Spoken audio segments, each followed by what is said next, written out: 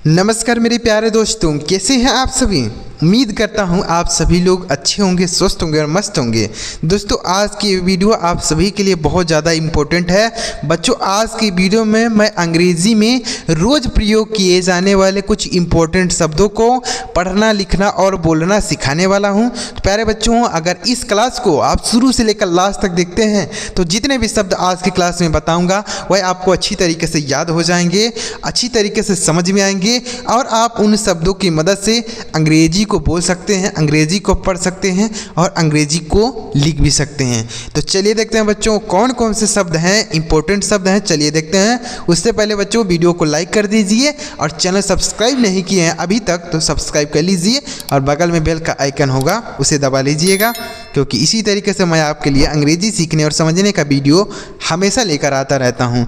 देखिएगा बच्चों कौन कौन से शब्द हैं। देखिए सबसे पहले बच्चों यहाँ पर लिखा गया है अंग्रेजी बोलने और पढ़ने का गजब तरीका आपके लिए लेकर आया हूँ। देखिए सबसे पहला शब्द है बच्चों BUT।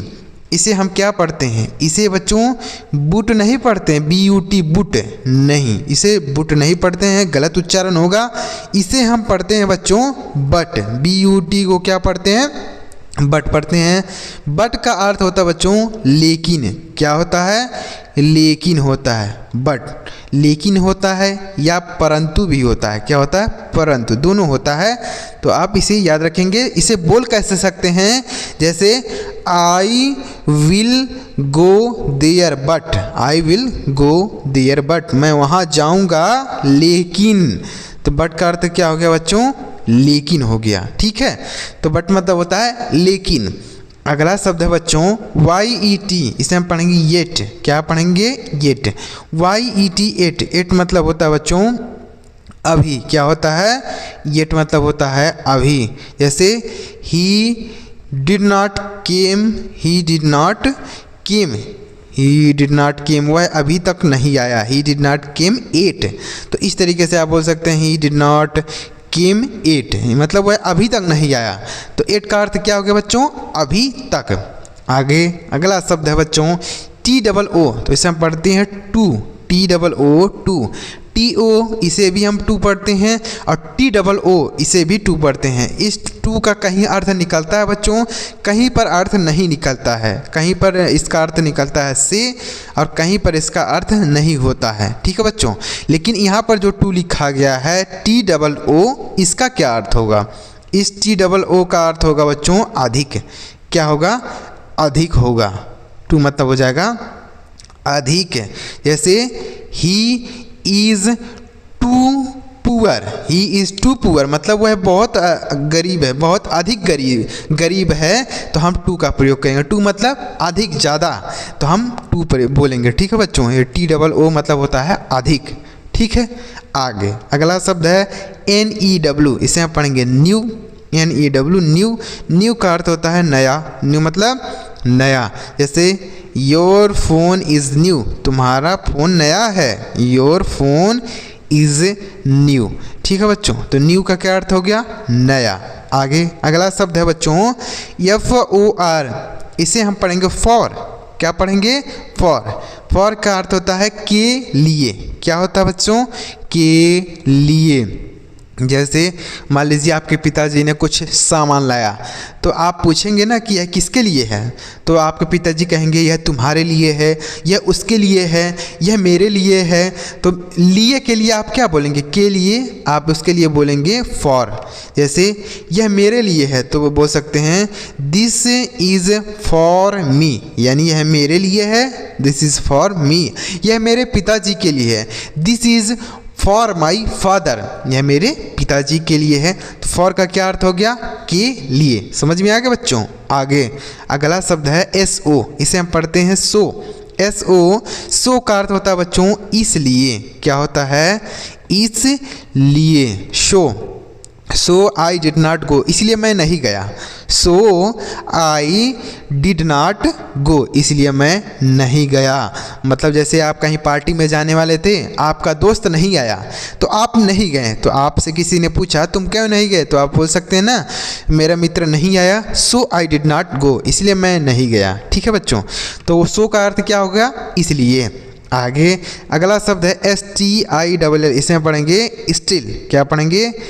Still, STILL। स्टिल मतलब होता है अभी तक। क्या होता है? अभी तक। Still you did not go, अभी तक तुम नहीं गए। Still you did not went, अभी तक तुम नहीं गए। तो स्टिल मतलब क्या होता है? अभी तक। आगे MORE, इसे हम पढ़ते हैं मोर, MORE, मोर। मोर का अर्थ होता है बच्चों अत्यधिक। क्या होता है?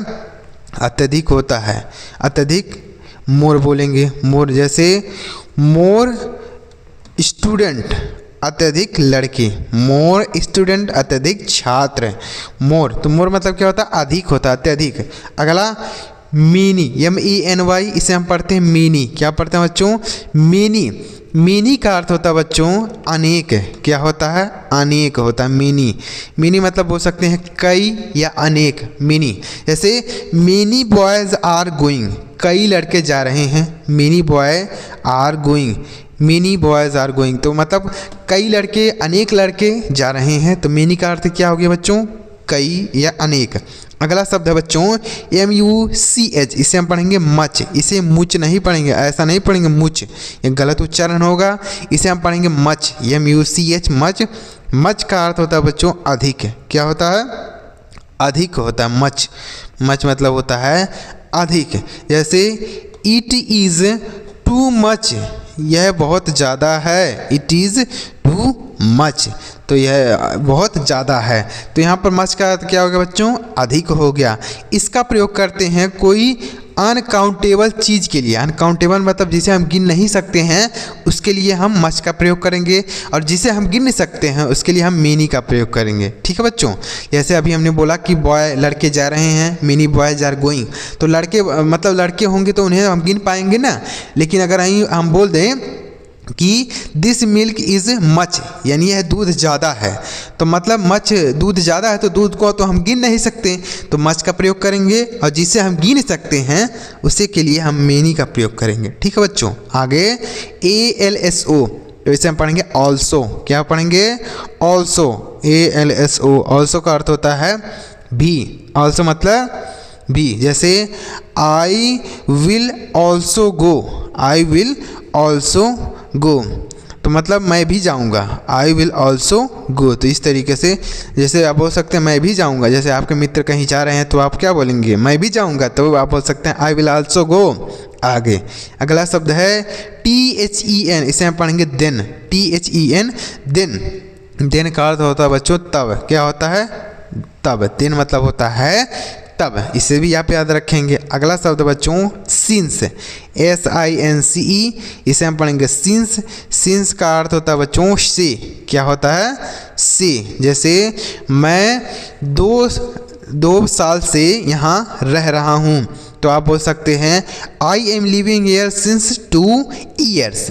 मैं 2010 से यहाँ रह रहा हूँ, तो आप बोल सकते हैं I am living here since 2010। इस तरीके से आप सिंस का प्रयोग करेंगे। इसका प्रयोग होता है बच्चों निश्चित समय के लिए। जैसे मैं 2 बजे से पढ़ रहा हूँ, मैं संडे से पढ़ने जा रहा हूँ, तो मतलब जो निश्चित होगा उसके लिए हम सिंस का प्रयोग करेंगे। ठीक है? आगे अगला शब्द है बच्चों UPON, इसे हम पढ़ेंगे अपान। क्या पढ़ेंगे?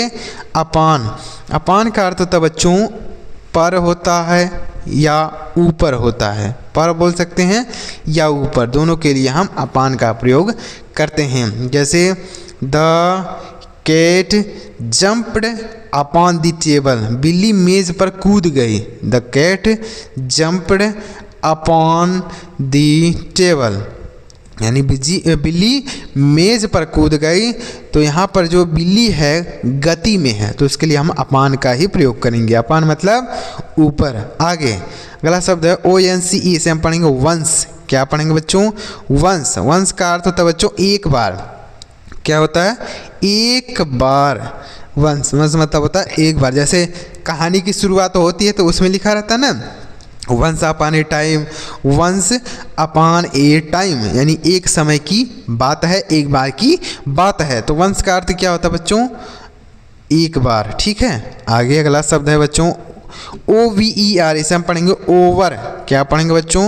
Over, OVER, over. ओवर का अर्थ होता है बच्चों ऊपर, इसका भी अर्थ ऊपर होता है, लेकिन इसका प्रयोग किया जाता है कोई चीज़ आपके ऊपर है लेकिन वह आपसे टच नहीं है। जैसे पंखा मेरे सर के ऊपर है तो आप बोल सकते हैं the fan is over my head. The fan is over my head, यानी पंखा मेरे सर के ऊपर है। The fan is over my head. ठीक है बच्चों, तो उम्मीद करता हूँ बच्चों आपको ये शब्द समझ में आ रहे होंगे। चलिए आगे बढ़ते हैं बच्चों, और भी शब्दों को सीखते हैं। अभी तक वीडियो लाइक नहीं किए हैं बच्चों तो लाइक कर दीजिए, और सब्सक्राइब नहीं किए हैं तो सब्सक्राइब कर लीजिए। आगे भी इस तरीके से आपको डेली लाइफ से जुड़ा इंपॉर्टेंट शब्द आपको सीखने और समझने को मिलेगा, जिसे देखकर आप आसानी से अंग्रेजी पढ़ना लिखना सीख सकते हैं। आगे देखते हैं बच्चों, आगे लिखा गया बच्चों LATER, इसे हम पढ़ेंगे लेटर। LATER later. ये लेटर का अर्थ बच्चों पत्र नहीं होगा, इस लेटर का अर्थ दूसरा होगा। क्या होगा? इस लेटर का अर्थ होता है बच्चों बाद में। क्या होता है? बाद में। लेटर, लेटर मतलब हो जाएगा बाद में। लेकिन ये जो पत्र वाला लेटर होता है उसका स्पेलिंग इस तरीके से होता है LETTER। लेटर मतलब होता है पत्र। ठीक है बच्चों, तो इस लेटर, इसे भी लेटर पढ़ते हैं और इसे भी हम लेटर ही पढ़ते हैं, लेकिन इस लेटर का अर्थ होता है पत्र, और यह जो LATER है इसका अर्थ हो गया बच्चों, क्या हो गया? बाद में। जैसे मैं तुमसे बाद में मिलता हूँ तो आप बोल सकते हैं सी यू लेटर। क्या बोलेंगे? सी यू लेटर, ऐसे बोल सकते हैं सी यू लेटर, मैं तुमसे बाद में मिलता हूँ। यहाँ सी का मतलब मिलना हो जाएगा। ठीक है, तो क्या हो गया बच्चों? लेटर मतलब बाद में। अगला शब्द है TODAY, इसे हम पढ़ेंगे टुडे। क्या पढ़ेंगे सर? टुडे। टुडे का अर्थ होता है बच्चों आज। क्या होता है? आज होता है। जैसे आप बोल सकते हैं आज मैंने आइसक्रीम खाया, तो आप बोल सकते हैं टुडे आई एट आइसक्रीम। आज मैंने आइसक्रीम खाया। Today I eight ice cream. तो इस तरीके से आप बोल सकते हैं। तो टुडे मतलब क्या होता है बच्चों? आज। आज मैं पढ़ने गया तो बोल सकते हैं today I went to read. Today I went to go read. ठीक है बच्चों, इस तरीके से आप बोलेंगे। अगला शब्द है बच्चों AROUND, इसे हम पढ़ेंगे अराउंड। क्या पढ़ेंगे? अराउंड। अराउंड का मतलब होता है चारों तरफ। क्या होता है बच्चों? चारों तरफ। चारों तरफ, जैसे पृथ्वी चारों तरफ घूमती है तो आप बोल सकते हैं द अर्थ अराउंड द सन। सूरज के चारों तरफ घूमती है या चंद्रमा के चारों तरफ घूमती है, तो अराउंड का अर्थ क्या होगा बच्चों? चारों तरफ। तरफ रहेगा, तरह नहीं रहेगा, यहाँ तरफ रहेगा, फ। ठीक है बच्चों, आगे अगला शब्द है SHOULD, इसे हम पढ़ेंगे शुड। शुल्ड नहीं पढ़ेंगे, यहाँ पर जो यल लिखा गया बच्चों यह साइलेंट है, इसका उच्चारण नहीं करेंगे, इसे हम शुड पढ़ेंगे। शुड का अर्थ होता है बच्चों चाहिए। शुड मतलब क्या होता है? चाहिए। जैसे तुम्हें वहाँ जाना चाहिए तो बोल सकते हैं यू शुड गो देयर। तुम्हें वहाँ जाना चाहिए, यू शुड गो देयर। ठीक है बच्चों, तो शुड मतलब चाहिए। अगला शब्द है बच्चों HENCE, तो इसे हम पढ़ेंगे हेंस। क्या पढ़ेंगे? हेंस। हेंस मतलब क्या होता है? हेंस मतलब होता है बच्चों इस प्रकार। क्या होता है? इस प्रकार। हेंस, हेंस मतलब होता है इस प्रकार। आगे अगला शब्द है बच्चों EITHER, तो इसे हम पढ़ेंगे आइदर। क्या पढ़ेंगे? आइदर। आइदर का अर्थ होता है बच्चों या तो। क्या होता है? या तो। जैसे अब मान लीजिए आप कहीं कुछ खरीदने गए हैं तो आपके पिताजी कह रहे हैं या तो यह वाला ले लो या तो वह वाला ले लो, मतलब या तो ये लो या तो ये वो वाला ले लो। तो मतलब किसी एक को ही लेना है। जैसे दो चीज़ है, एक यहाँ पर है एक यहाँ पर, तो आपके पिताजी कह रहे हैं चाहे यह वाला खरीद लो चाहे ये वाला, तो उसके लिए हम आइदर का प्रयोग करेंगे। आइदर दिस आर दैट बोल सकते हैं। आइदर दिस आर दैट, या तो ये वाला या तो वो वाला। ठीक है बच्चों, तो आइदर मतलब क्या होता है? या तो। आगे अगला शब्द है NEITHER, तो हम पढ़ेंगे नाइदर। क्या पढ़ेंगे? नाइदर। अब नाइदर का अर्थ होता है बच्चों ना तो। क्या होता है? ना तो। जैसे अभी हमने बोला कि ये दो चीज़ है तो उसमें अगर कोई एक चीज़ लेना है तो आप आइदर का प्रयोग करेंगे, लेकिन जैसे दो चीज़ है इसमें से आपको कोई भी नहीं लेना है तो नाइदर बोलेंगे। जैसे ना तो यह आपको लेना है ना तो ये वाला लेना है, कोई भी आपको इसमें से नहीं लेना है, तो हम नाइदर यूज़ करेंगे। ना तो ये वाला लो ना तो वो वाला लो, कोई भी ना लो तो हम नाइदर बोलेंगे। समझ में आ रहा है बच्चों? ऐसा आपको कोई नहीं बताता है, गारंटी है इतनी बारीकी से कैसे कहाँ प्रयोग करना है, क्या मीनिंग है इसका, किस तरीके से बोल सकते हैं, ये जो चीज़ आपको बता रहा हूँ ना बच्चों, यह सब आपको कोई नहीं बताएगा, गारंटी है। तो आप हमारे चैनल को ज़रूर सब्सक्राइब कर लीजिए। आगे भी इसी तरीके से आपको बहुत सारे इंपॉर्टेंट वर्ड की मीनिंग और शब्दों को सिखाऊंगा, जिसे सीख कर आप अपनी अंग्रेजी को इम्प्रूव कर सकते हैं और आप भी अंग्रेजी पढ़ना लिखना और बोलना सीख सकते हैं। ठीक है बच्चों, तो यह हो गया नाइदर। अगला शब्द है BESIDE, इसे हम पढ़ेंगे बिसाइड। क्या पढ़ेंगे बच्चों? बिसाइड। अब देखिए बिसाइड का अर्थ क्या होता है? बगल में। क्या होता है बच्चों? बगल में। जैसे his house is beside me, यानी उसका घर मेरे घर के बगल में है। तो his house is beside me, beside me यानी मेरे बगल में नहीं है, मेरे घर के बगल में है, क्योंकि यहाँ पर हमने हाउस बोल दिया है। ठीक है बच्चों, तो बिसाइड का अर्थ क्या हो गया? बगल में। आगे अगला शब्द है बच्चों AFTER, इसे हम पढ़ेंगे आफ्टर। AFTER after. आफ्टर का अर्थ होता है बच्चों बाद में। आफ्टर मतलब बाद में। जैसे ही केम आफ्टर मी, वह मेरे बाद में आया। ही केम आफ्टर मी, वह मेरे बाद में आया। तो आफ्टर क्या अर्थ हो गया बच्चों? बाद में। अगला EVER, तो इसे पढ़ेंगे एवर। क्या पढ़ेंगे? एवर। एवर का अर्थ होता है बच्चों कभी। क्या होता है? कभी। जैसे क्या तुमने कभी ताजमहल देखा है? तो आप बोल सकते हैं have you ever seen the Taj Mahal? क्या तुमने कभी ताजमहल देखा है? Have you ever seen the Taj Mahal? तो एवर का अर्थ क्या हो गया? कभी। अगला WHEN, इसे हम पढ़ेंगे व्हेन। WHEN when. व्हेन का अर्थ होता है बच्चों कब। क्या होता है? कब होता है। जैसे तुम कब आओगे?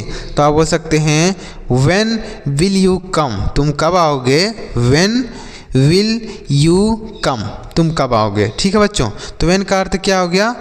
कब हो गया। अगला शब्द है बच्चों WHICH, इसे हम पढ़ेंगे विच। क्या पढ़ेंगे बच्चों? विच। विच का अर्थ होता है बच्चों कौन सा। विच मतलब कौन सा। जैसे मान लीजिए कहीं पर 4-5 साइकिल खड़ी है, तो आपके मित्र ने पूछा कि तुम्हारी साइकिल कौन सी है? तो आप क्या बोलेंगे? विच। जैसे विच इज योर साइकिल? तुम्हारी साइकिल कौन सी है। तुम्हारा मोबाइल कौन सा है? Which is your phone. तुम्हारा घड़ी कौन सा है? Which is your watch. तुम्हारा घर कौन सा है? Which is your house.